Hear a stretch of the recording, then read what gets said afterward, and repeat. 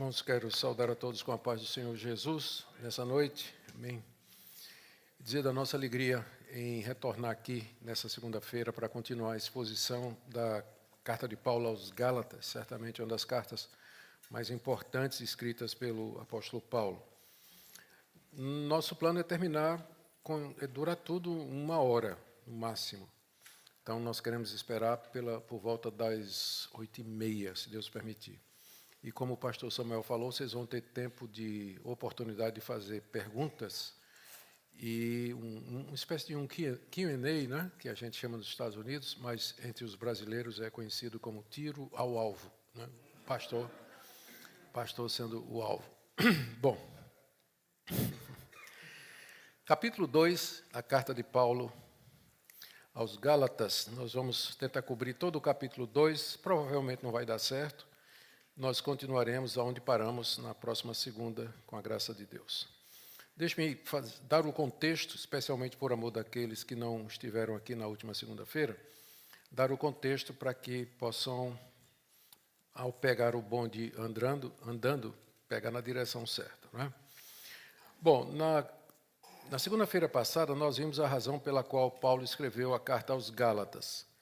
E a razão foi que eles estavam sendo infiltrados por mestres que diziam que Paulo tinha pregado um evangelho incompleto. Sim, nós tínhamos que crer em Cristo Jesus, era a mensagem dos falsos mestres, mas só isso não é suficiente, é preciso guardar a lei de Moisés, principalmente as 3 marcas dos judeus no período do Segundo Templo, primeiro século: circuncisão, a dieta e o calendário. Essas 3 marcas definiam o judeu naquela época. E agora esses mestres que eram judeus convertidos ao cristianismo queriam que os não-judeus também colocassem sobre si essas marcas. Paulo então escreve essa carta com o objetivo de impedir que os gálatas fossem atrás desses falsos mestres. Paulo tinha pregado que a salvação é pela graça, não por obras. E agora aqueles outros pregadores estavam dizendo coisa contrária. Alguns gálatas já tinham aceitado a pregação dos mestres e já tinham se circuncidado. Então a coisa era urgente. Paulo escreve a carta a um misto de ironia, um misto de urgência, de pressa, não vou dizer zanga, mas de surpresa do apóstolo Paulo que isso tenha acontecido. É uma das cartas mais passionais, por assim dizer, do nosso apóstolo. Já no início da carta, na introdução, ele antecipa que o apostolado dele é de Deus, que essa era uma das coisas que os falsos mestres estavam batendo muito. Paulo não era dos 12, ele veio depois. Então ele não tem autoridade para ensinar como ele está ensinando. Ele pegou a mensagem dos 12, torceu e diluiu, dizendo que não é preciso guardar a lei, para ter um número maior de seguidores para ele. Então, Paulo é um mercenário que está interessado em ter uma igreja cheia e ganhar dinheiro com isso. Paulo responde que o apostolado dele é de Deus, a justificação é mediante a obra completa de Cristo, e ele começa a carta amaldiçoando quem prega um evangelho diferente daquele que ele pregou. Chega a dizer, não é, que se mesmo um anjo descesse do céu pregando um evangelho diferente, que fosse anátema, que significa maldito. E aí ele explica como se tornou apóstolo, fala da conversão dele no caminho de Damasco, cita a estadia dele na Arábia durante 3 anos e menciona o testemunho das igrejas sobre ele, que antes ele era um judeu comprometido com o judaísmo, mas agora ele pregava a fé que antes ele queria destruir. No capítulo 2, ele parte para uma defesa mais explícita do seu apostolado. O capítulo 2 todo é sobre isso aí. A exceção do final, quando ele vai entrar mais na área da justificação. E eu quero ver com vocês exatamente isso aí.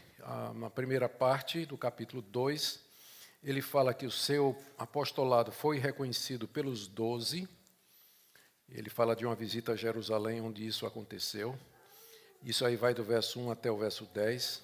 Depois, na segunda parte, ele fala que sua lealdade é a Cristo e não a Pedro, vai do verso 11 até 14, e ele narra um episódio em que ele repreendeu Pedro na cara sobre essa questão, lá na cidade de Antioquia.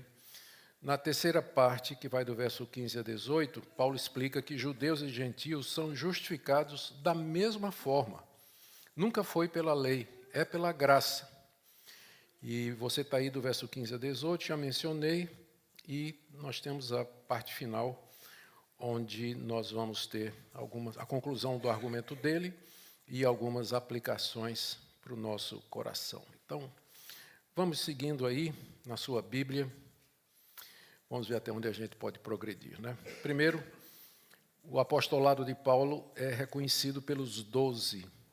Nós temos aí no capítulo 2, verso de 1 a 2. 14 anos depois, fui outra vez a Jerusalém, com Barnabé, levando também Tito.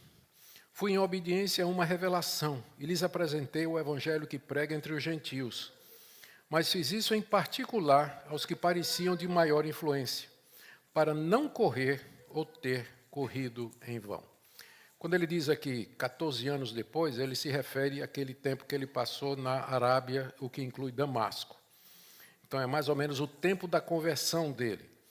Depois daquele período, lá em Damasco, na região da Arábia, Paulo vai a Jerusalém, ele diz aí no verso 1. E ele diz que foi através de uma revelação. Deus lhe apareceu e disse que ele deveria ir a Jerusalém, se encontrar com os apóstolos. E ele levou 2 pessoas em sua companhia. Barnabé, que era um judeu convertido ao cristianismo, e Tito, que era um grego, não era judeu. A comitiva de Paulo era essa. E Paulo foi e diz que se limitou a apresentar o evangelho que ele pregava aos que pareciam ser de maior influência.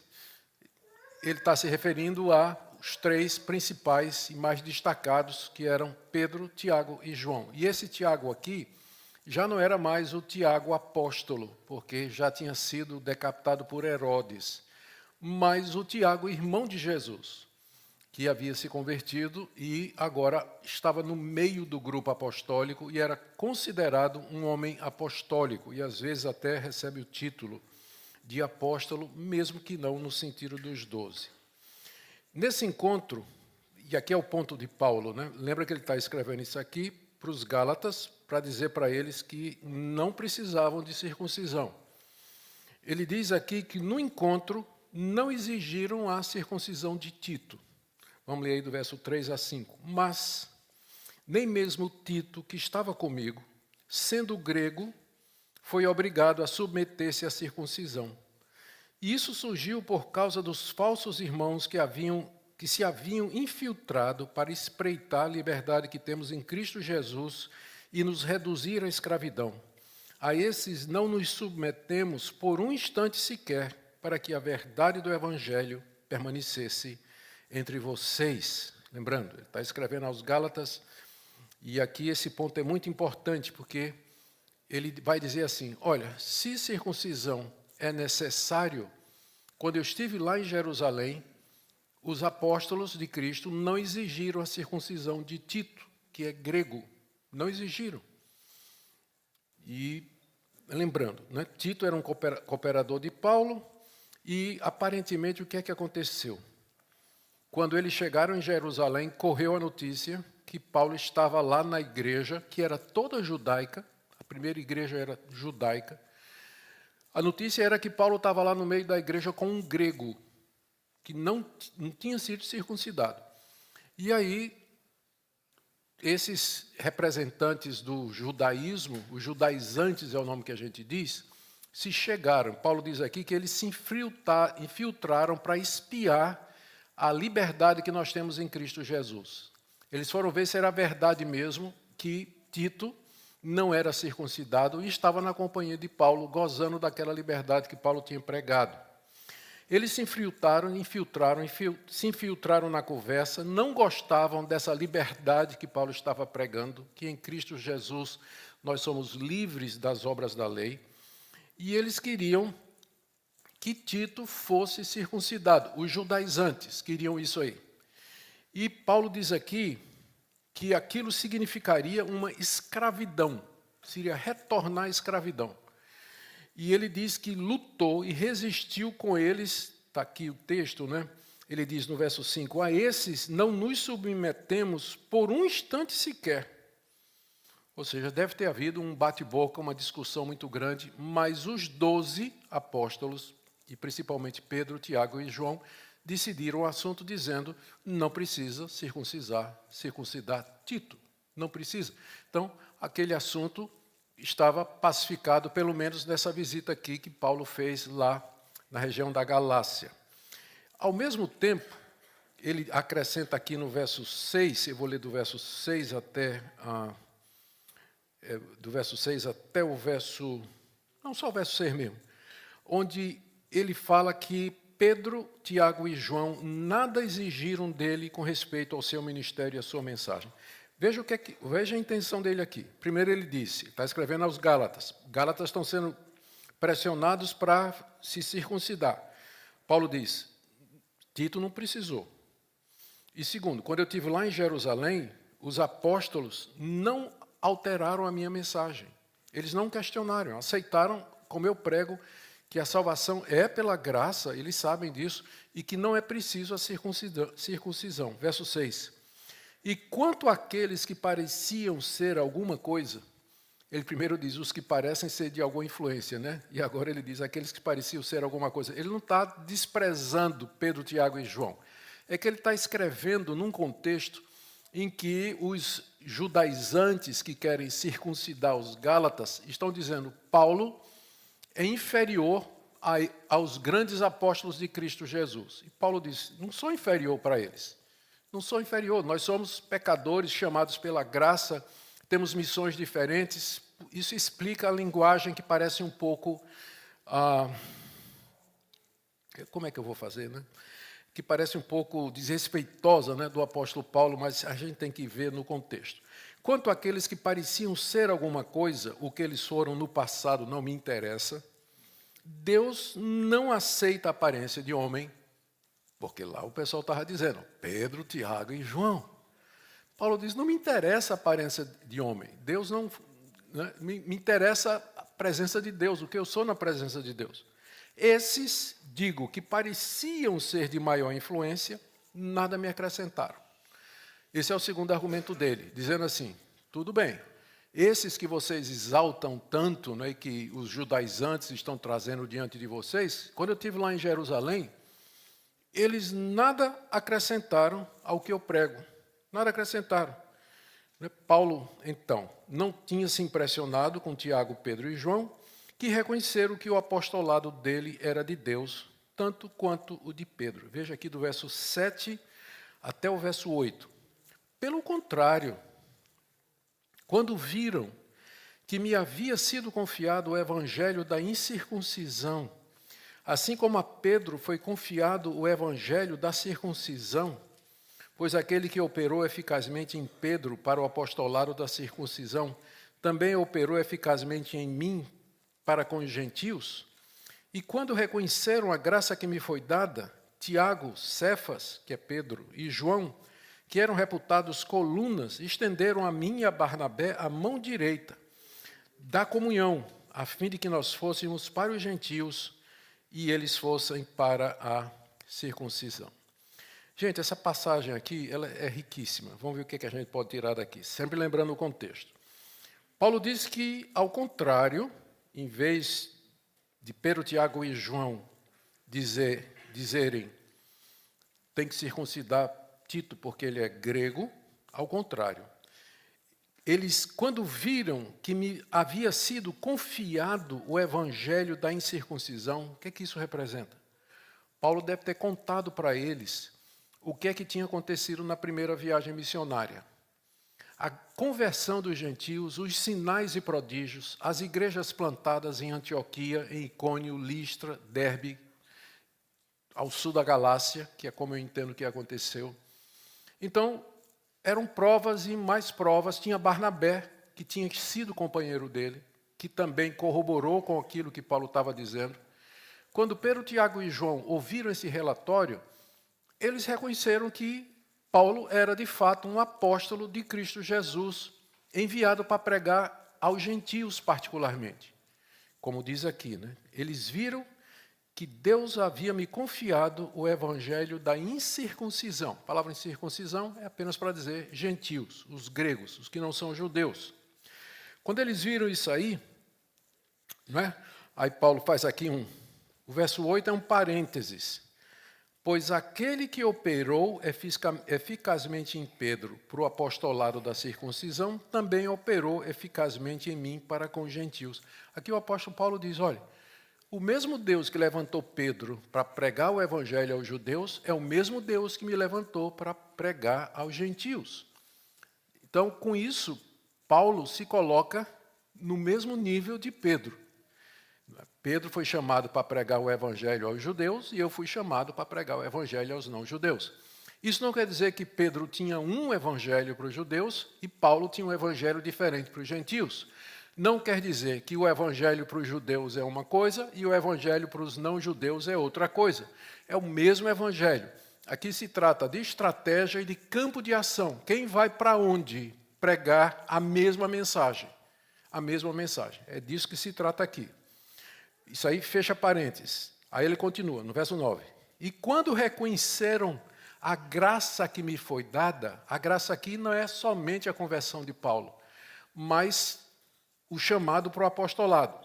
Quando reconheceram a graça que me foi dada, Tiago, Cefas e João, que eram reputados como coluna, note que Pedro não vem primeiro na lista, não é? Significativo. Se tivesse algum papa, era Tiago.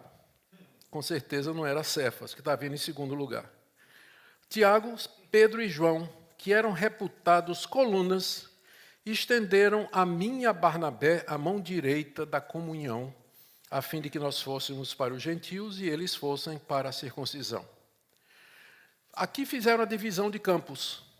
Reconheceram que ambos foram levantados por Deus, ambos tinham a mesma mensagem, apenas direcionamento diferente.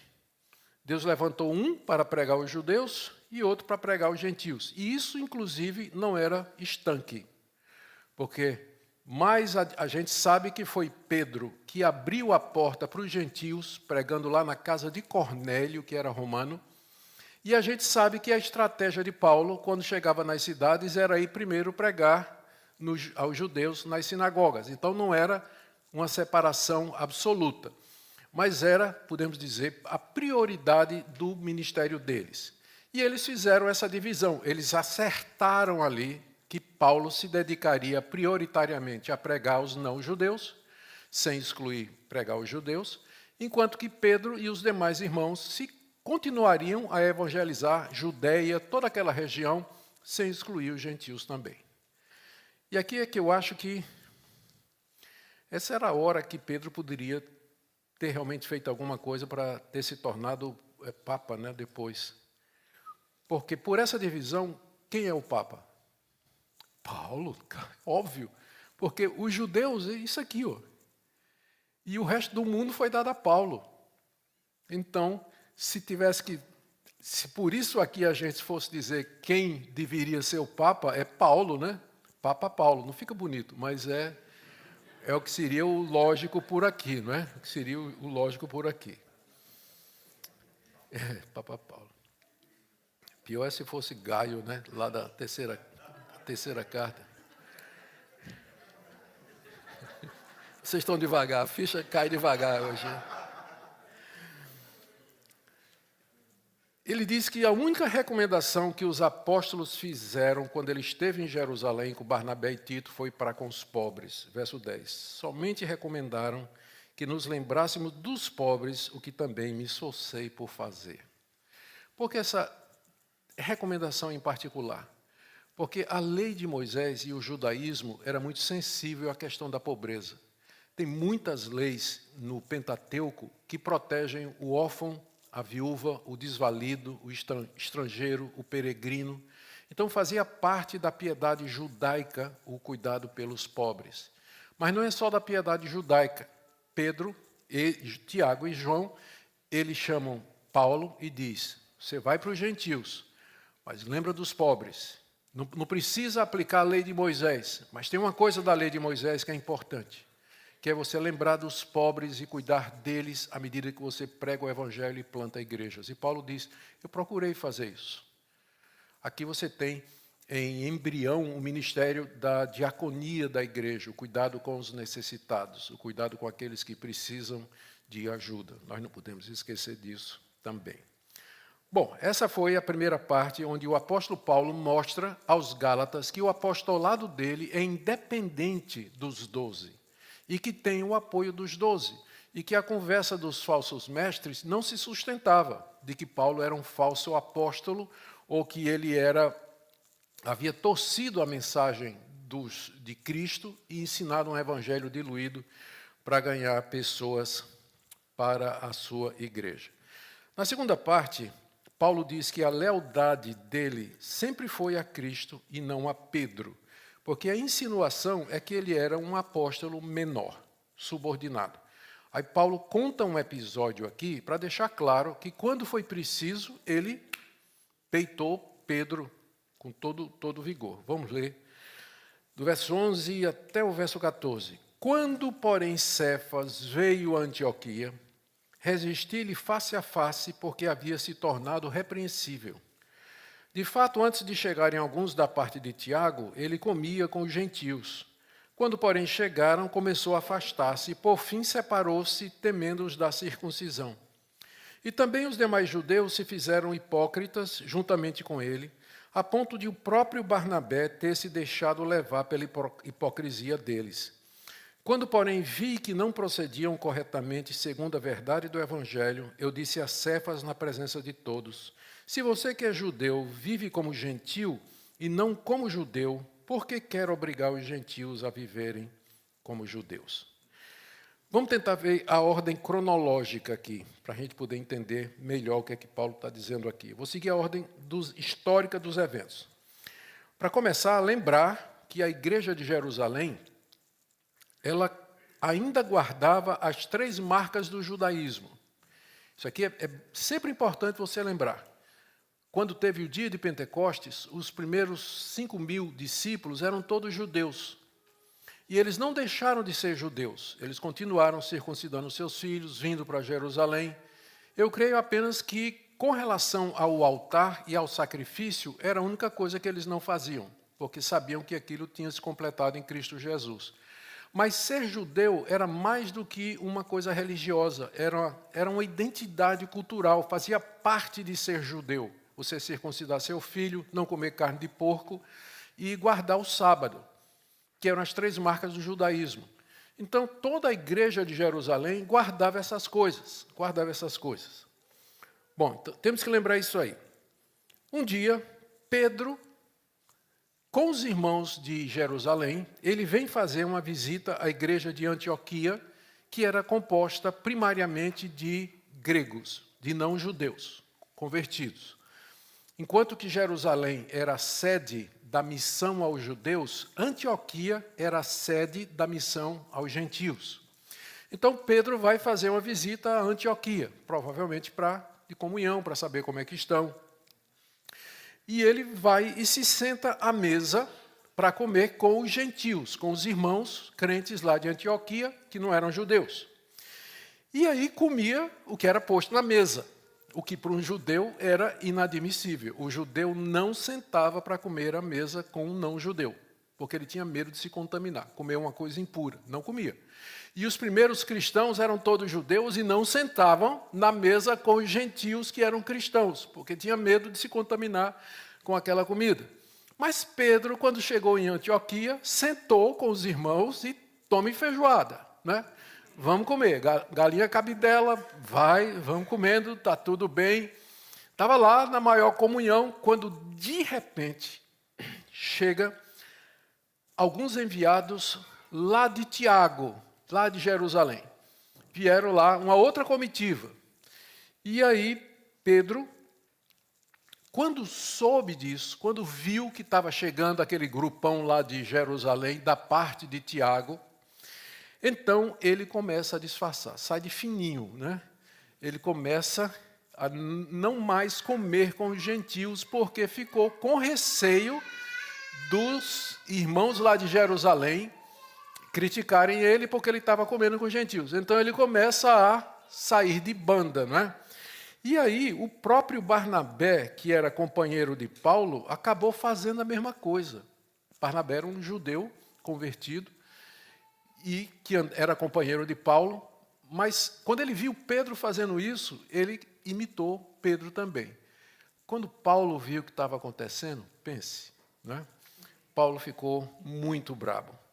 Ele confrontou, ele diz aqui, no verso 11, que resistiu a Pedro, a Cefas, face a face, porque tinha se tornado repreensível. Ou seja, a discussão que ele teve, a discussão não, a bronca que ele deu em Pedro foi pública, lá no meio do almoço, né?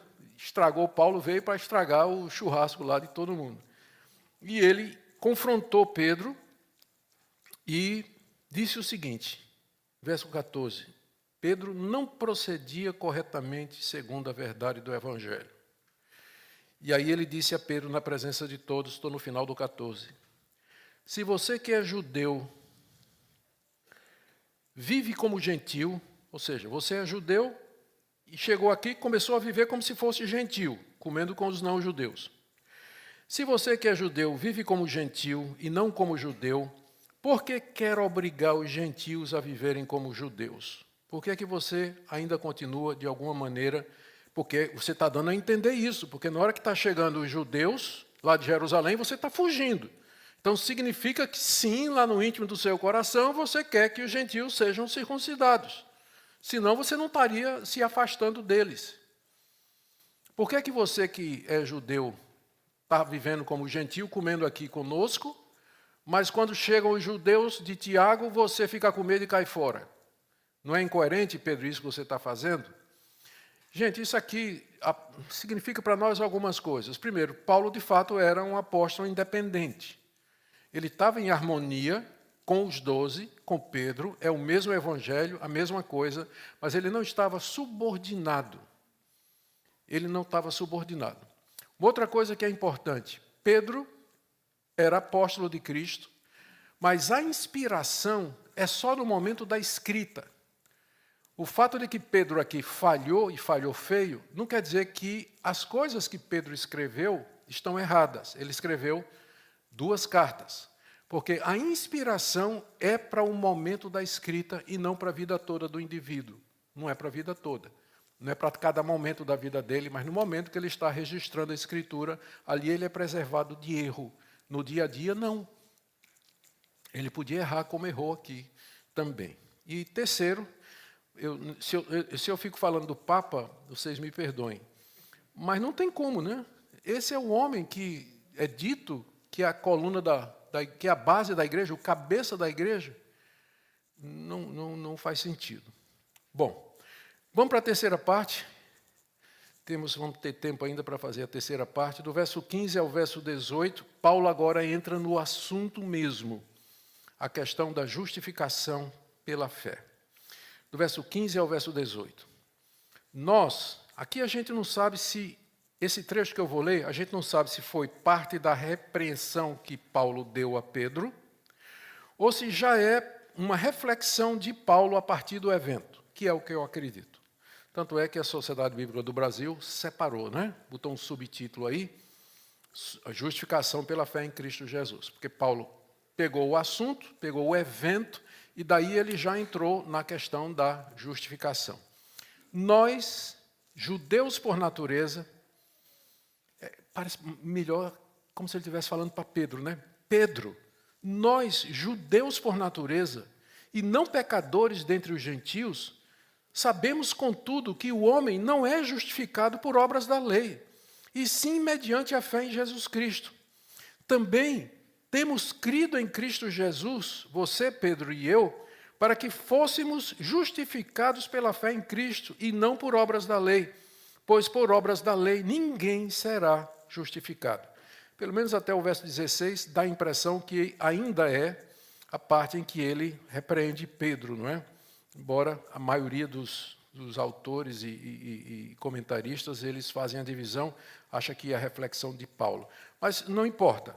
quer seja já discurso direto para Pedro ou indireto a partir do evento, mas ele está dizendo aqui sobre a justificação. Verso 17 e 18. Se nós, procurando ser justificados em Cristo, fomos também achados pecadores, será que isso significa que Cristo é ministro do pecado? De modo nenhum. Porque se volto a edificar aquilo que destruí, a mim mesmo constituo transgressor. Aqui Paulo começa a sua defesa da justificação pela fé a partir do que ele tinha declarado diante de Pedro, né? E vamos ver os pontos aqui. Primeiro, ele mesmo, Paulo e Pedro, e todos os judeus cristãos haviam crido em Cristo para a justificação. Está aí, verso 15 e 16. Ele diz que nós somos judeus, nós somos pecadores entre os gentios, mas nós sabemos que o homem é justificado, não é justificado por obras da lei. Como é que os judeus sabiam disso? Tem uma distinção que a gente faz que ajuda muito a gente a entender passagens como essa. Uma coisa foi a religião que Deus deu a Moisés. Outra coisa é o judaísmo do século I que distorceu essa religião. A religião que Deus deu a Moisés e que passou à nação de Israel no Monte Sinai, no livro de Êxodo, é uma religião que é baseada na graça de Deus, no perdão oferecido no altar onde era feito o sacrifício de animais e onde o judeu podia achar perdão de pecados. As leis foram dadas como figura de Cristo, as leis cerimoniais, tabernáculo, sacerdócio. Então, o judeu crente, ele sabia que ele não era justificado por guardar a lei, até porque ele não conseguia. Se era possível guardar a lei, não precisava de altar de sacrifício para o judeu ir lá e pedir perdão a Deus e derramar sangue no lugar da vida dele. Então, o judeu sabia disso. Só que, depois da deportação para a Babilônia, tanto do Reino do Norte quanto do Reino do Sul, decorrido o tempo do exílio, que eles voltaram com um espírito muito nacionalista. E a partir do profeta Malaquias, a gente sabe disso por algumas fontes extra-bíblicas, especialmente o livro dos Macabeus e outros livros, os judeus se tornaram assim muito agarrados à sua identidade, especialmente quando os dominadores das culturas daquelas épocas, medos e persas, romanos, os gregos e romanos na sequência, quiseram dominar a nação de Israel e tirar a identidade deles. Aí teve a guerra dos Macabeus e muita coisa, e é quando surge o partido dos fariseus. A palavra fariseu, do grego aforizomai, que significa, são as mesmas letrinhas, se você ver, que significa separado. O fariseu era separado, ele era aquele que guardava a lei de Deus, e a seita dos fariseus predominou. Quando Cristo veio ao mundo, o judaísmo não era aquele da graça, mas era aquele distorcido, legalista dos escribas e fariseus que Cristo condena o tempo todo. E Paulo está lutando contra isso aí. Tanto é que ele diz aqui, como se falasse com Pedro, nós sabemos que nós não somos justificados. Nós, judeus, sabemos que não somos justificados por obras da lei, mas pela fé em Cristo. Por isso, nós cremos em Cristo, porque pelas obras da lei ninguém vai ser justificado. É o que ele ensina aqui. Agora, eu vou terminar com os versos 17 e 18 e deixar o resto para segunda-feira. Esses versos 17 e 18 são reconhecidamente difíceis. E eu vou tentar aqui organizar o que Paulo está dizendo para facilitar a nossa compreensão.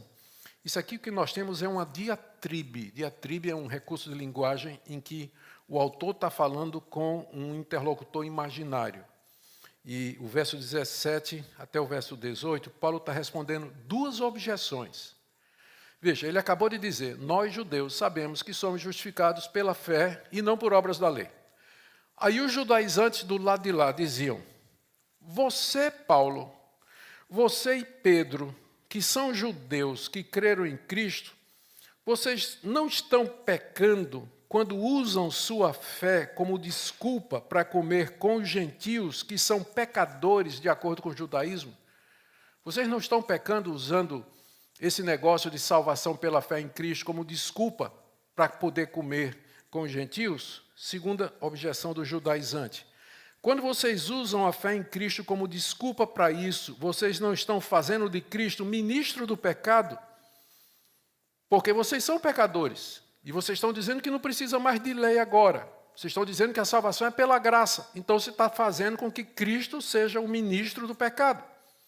Cristo é o responsável pelo pecado, por assim dizer. Porque incentiva os crentes judeus a viverem no pecado. Resposta de Paulo em quatro argumentos. Vou ler aqui, está aqui do verso 17. Primeira, ele começa com a negativa veemente, no verso 17, no final. Vou ler o verso 17. Mas se nós, procurando ser justificados em Cristo, fomos também achados pecadores, será que isso significa que Cristo é ministro do pecado? Resposta dele, de modo nenhum. Expressão muito forte no grego, meganoito, é uma dupla negativa, tanto é que a King James traduz como God forbid. De tão forte que é a negativa. Paulo diz, mas de jeito nenhum. Não é isso que nós estamos falando aqui, não. Segundo, ele diz, se voltar a viver pela lei, diz Paulo, ele diz assim, se eu voltasse a viver pela lei, eu seria um transgressor, pois estaria reconstruindo aquilo para o que morri, isto é, a lei. Verso 18. Terceiro, Paulo diz, eu não posso mais voltar para viver pela lei, porque eu morri para a lei. Verso 19, eu vou ler para vocês. Eu, mediante a própria lei, morri para a lei, a fim de viver para Deus. E agora o quarto ponto dele, tudo isso aconteceu mediante Jesus Cristo. Vou ler o final do verso 19 até o verso 20, que ele diz assim, aliás, vou ler o verso todo. 19, porque eu, mediante a própria lei, morri para a lei a fim de viver para Deus. Estou crucificado com Cristo. Quem não ama essa frase, não é?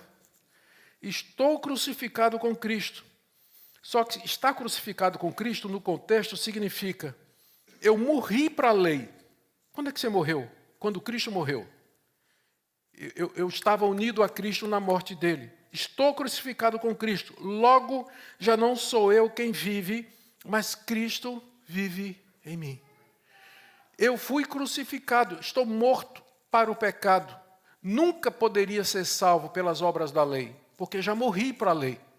Mas quem vive em mim agora é Cristo. E é dele que vem a graça e o poder para que eu possa ser aceito por Deus. Logo, já não sou eu que vive, mas Cristo vive em mim. E esse viver que agora tenho na carne, vivo pela fé no Filho de Deus que me amou e se entregou por mim.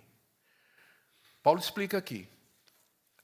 A minha certeza de salvação, a minha liberdade tem origem no fato de que eu fui crucificado com Cristo, morri para as demandas da lei.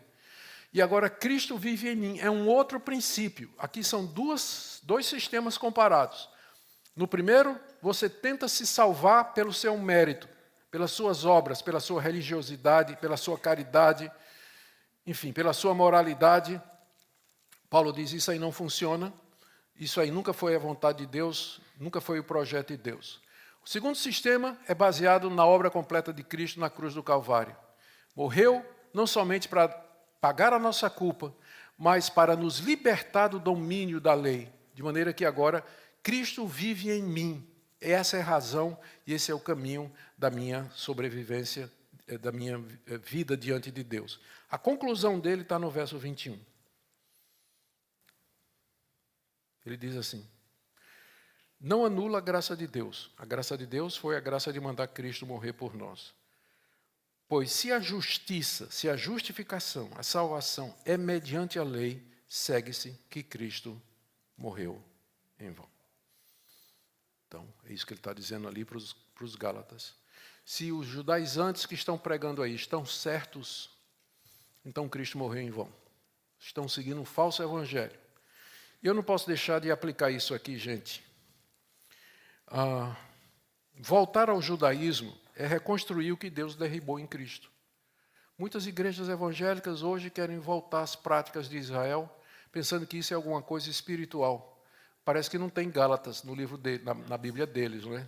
Porque Paulo diz que aquilo tudo era provisório e inferior, nunca justificou ninguém. Judeu, para ser salvo, tinha de crer no Messias que haveria de vir, e depois que ele veio, crer em Jesus Cristo. Senão, não há salvação.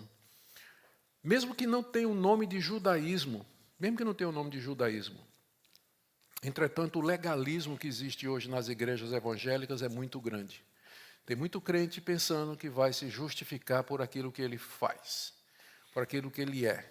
Campanha, propósito, seguir regras, tamanho de cabelo, tamanho de calça, tamanho de vestido até que passa, né? Tem que ser, não pode ser muito curto, não. Tem que ser normal. Legalismo, isso é muito presente no meio evangélico. Muito presente no meio evangélico. É claro que Paulo não está ensinando aqui que a gente pode viver de qualquer jeito depois que creu em Cristo. Ele vai tratar desse assunto no capítulo 5. Até lá a gente vai ver como ele lida com essa questão. E a última coisa é que esse é o evangelho que é apropriado para nós, para mim, pecador. Não poderia ser de outra forma, porque se não fosse por esse caminho, eu não consigo imaginar nenhum outro caminho pelo qual Deus me aceitaria e me perdoaria pelo que eu sou. Se não fosse por Cristo e sua graça estendida a mim, e espero que a você também. Vamos orar? Ó Deus, obrigado pela tua graça. Sabemos que Cristo não morreu em vão. A morte dele salva pecadores. A morte dele é eficaz. A morte dele redime da vida. Se há alguém que ainda não entendeu a tua graça, que o Senhor abra os olhos, para que possa essa pessoa desfrutar da gloriosa liberdade em Cristo Jesus, por meio de quem nós oramos. Amém.